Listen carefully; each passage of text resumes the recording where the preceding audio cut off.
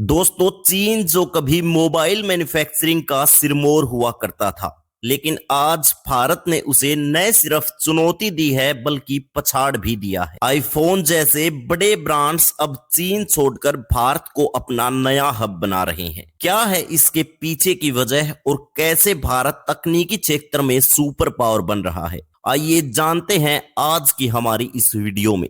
लेकिन उससे पहले अगर आप हमारे चैनल पर नए हैं तो प्लीज हमारे चैनल को सब्सक्राइब कीजिए, क्योंकि यह आपके लिए एक सेकंड का काम है, लेकिन इससे हमारी बहुत बड़ी मदद होती है। दोस्तों, 2014 के बाद भारत ने अपनी तकनीकी और आर्थिक नीतियों को जिस तरह से बदला, उसने पूरे विश्व को चौंका दिया है। भारत के मेक इन इंडिया अभियान ने वैश्विक कंपनियों को अपनी ओर आकर्षित किया और उन्हें भारत में निवेश करने के लिए मजबूर किया है। आपको जानकर हैरानी होगी कि एप्पल ने अपने आईफोन की मैन्युफैक्चरिंग पहले पूरी तरह चीन में की थी, लेकिन अब वह भारत को ज्यादा तरजीह दे रहा है। आइए जानते हैं कि भारत कैसे बना आईफोन मैन्युफैक्चरिंग हब। 2017 में एप्पल ने भारत में आईफोन SE मॉडल का निर्माण शुरू किया। उस समय यह एक बेहद छोटा कदम लग रहा था, लेकिन आज एप्पल भारत में आईफोन 14 और 15 जैसे प्रीमियम मॉडल तक बना चुका है। इसके पीछे बहुत बड़ी वजह है। सबसे पहली और दमदार वजह है भारत की सस्ती लेबर और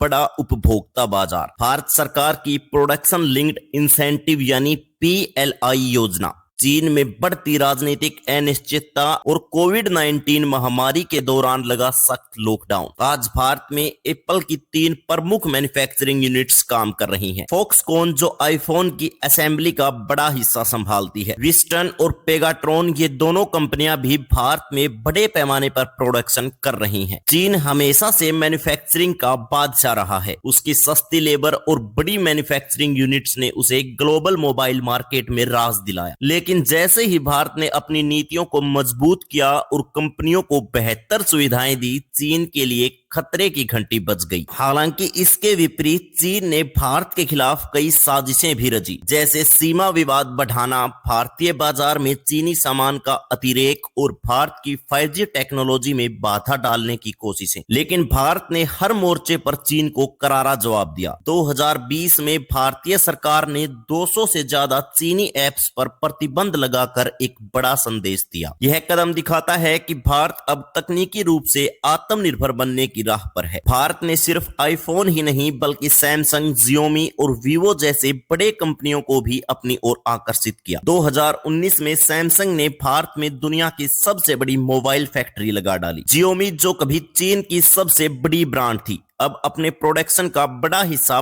भारत में बना रही है। डिजिटल इंडिया और आत्मनिर्भर भारत अभियानों ने ग्लोबल कंपनियों को यहां निवेश करने का आत्मविश्वास दिलाया। चीन की तुलना में भारत की राजनीति और अर्थव्यवस्था अधिक स्थिर है। चीन जो कभी सस्ते लेबर के लिए जाना जाता था, अब वहां मजदूरी बढ़ गई है। भारत सरकार ने कंपनियों को टैक्स में छूट दी, जिससे निवेशकों को बड़ा फायदा हुआ। भारत में 140 करोड़ लोगों का बड़ा बाजार है, जो कंपनियों के लिए स्वर्ग जैसा है। 2015 तक मोबाइल मैन्युफैक्चरिंग में चीन का हिस्सा 75% था, लेकिन आज यह घटकर 60% पर आ गया है। वहीं भारत तेजी से ग्लोबल मैन्युफैक्चरिंग का 30% हिस्सा हासिल करने की ओर बढ़ रहा है। इसके अलावा चीन की GDP ग्रोथ भी पिछले कुछ सालों में धीमी हुई है। 2025 में भारत मोबाइल मैन्युफैक्चरिंग में दुनिया का सबसे बड़ा हब बनने की ओर अग्रसर है। भारत अब सिर्फ एक बाजार नहीं बल्कि इनोवेशन और टेक्नोलॉजी में ग्लोबल लीडर बन रहा है। आने वाले समय में 6G टेक्नोलॉजी और आर्टिफिशियल इंटेलिजेंस में भी भारत बड़ी भूमिका निभा सकता है। तो दोस्तों, भारत ने जिस तरह से तकनीकी क्षेत्र में छलांग लगाई है, वह न केवल हमारे देश के लिए गर्व की बात है बल्कि एक मिसाल है कि सही नीतियों और विजन से क्या कुछ हासिल किया जा सकता है। यह कहानी सिर्फ भारत की तरक्की की नहीं बल्कि एक नए युग की शुरुआत है। तो दोस्तों, आत्मनिर्भर होते भारत के इस कदम से अगर आप खुश हुए हैं तो कमेंट में जय हिंद जय भारत जरूर लिखें।